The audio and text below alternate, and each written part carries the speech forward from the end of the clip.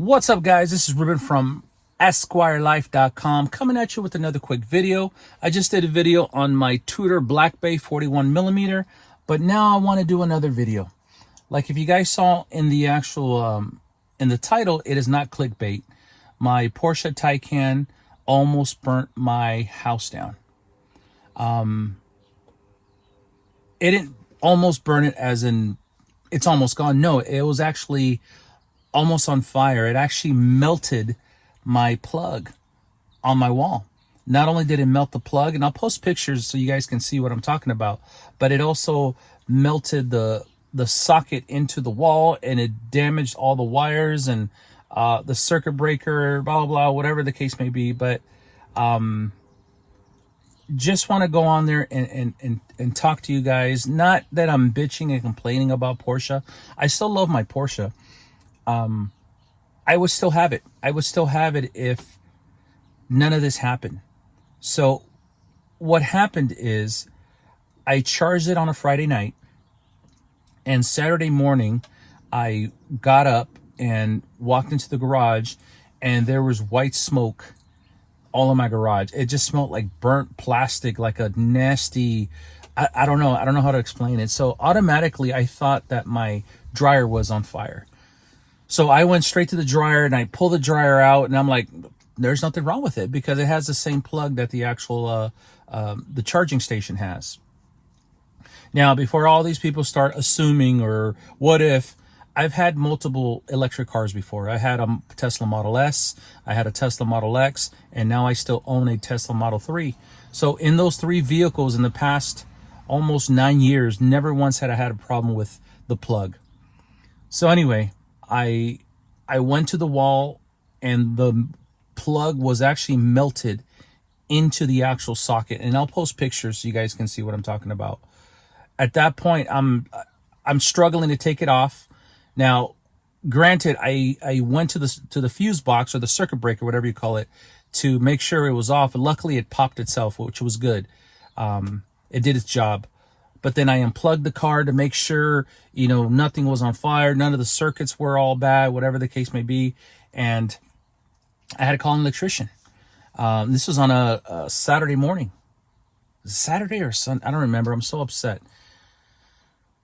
So electrician came in, and he saw the plug that was melted on the wall. And he says, I got to rip the wall off.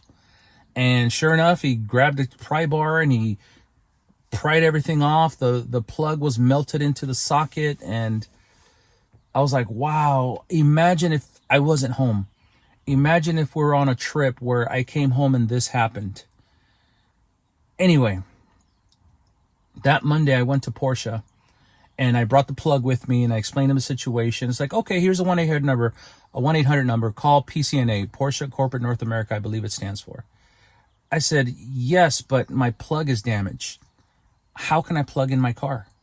He goes, oh, well, just go on Amazon and then they'll reimburse you, blah, blah, blah. So I'm like, the luxury experience was there when I purchased the vehicle, but my luxury experience wasn't there when I actually needed help. So after that, yes, I called Porsche Corporate North America, and they gave me the runaround. A couple days later, they called me and, oh, we're going to send you a link. They sent me a link that didn't even work. And it went back to, okay, well, send us an estimate and we'll reimburse you. I haven't got reimbursed for anything yet. I believe it's around $2,700 because they had to rip the drywall off to replace the wire and the plug, and they had to check the circuit breaker. But my luxury experience with Porsche, it wasn't good at all.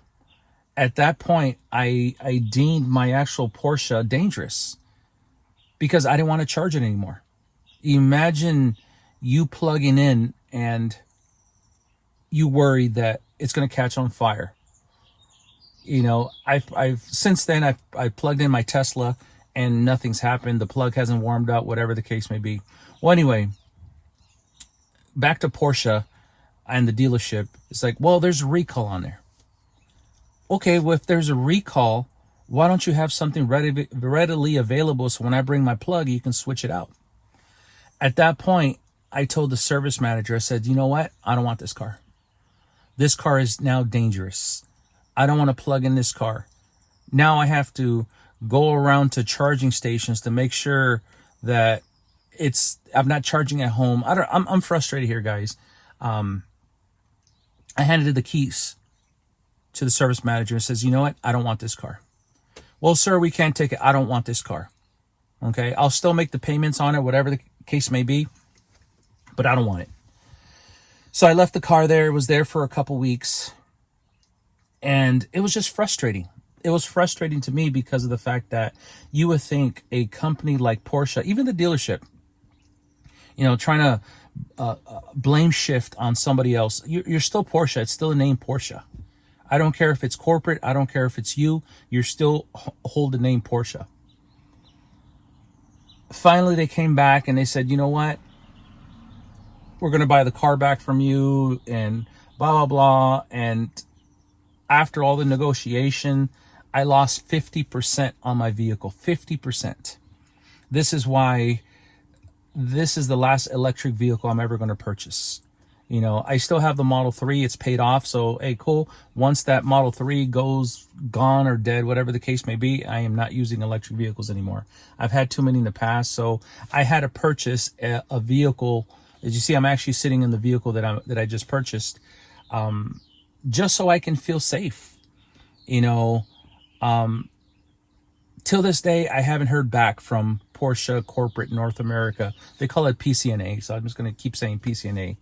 But honestly, this is not a rant and rave on Porsche, because I know there's a lot of Porsche owners out there that, you should have get 911. I say, yeah, of course. As much as I want a 911, as much as I want a older GT3 RS, whatever the case may be, is the name Porsche is tainted in my head.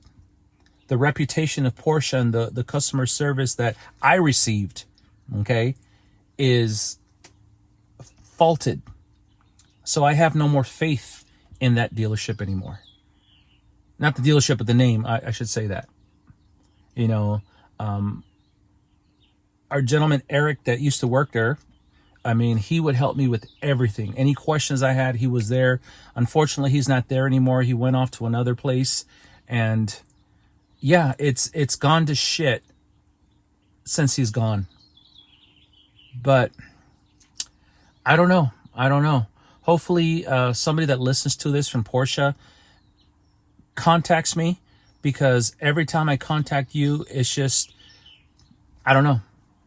I paid a lot of money to get my stuff fixed, and no one wants to take responsibility. I don't know. For a name like Porsche, they should step up. Their concierge service, the way they handle this situation. And one of the things I told one of the service manager there is, if my garage would have burnt down, if my house would have burnt down, we wouldn't have this conversation. We'd be in court right now. But luckily, it was just the plug and the wiring that went to the plug. I don't know. It's just a warning for the Porsche Taycan owners out there. And yeah, I don't know. So anyway, guys, I just wanted to come in here. I am going to start posting more often now. I have other projects that I'm going on that I'm doing right now. I have another YouTube channel as well. It's called Mouth Guard Out Podcast, where I do a lot of interviews with MMA fighters. So if you guys want to check it out, please subscribe. Go over there and give us a like and subscribe. But guys, thank you so much. This is Ruben from EsquireLife.com. Please understand my frustration. In no way am I talking bad about Porsche. It's just the experience that I have. I spend my hard-earned money. I work the way I work to have what I have, to get treated like this. This is why I explore other brands now. I want to stay faithful to a certain brand, but this is why I have no choice but to go other brands. So, guys, once again, Ruben from EsquireLife.com. We will talk to you guys soon. Peace.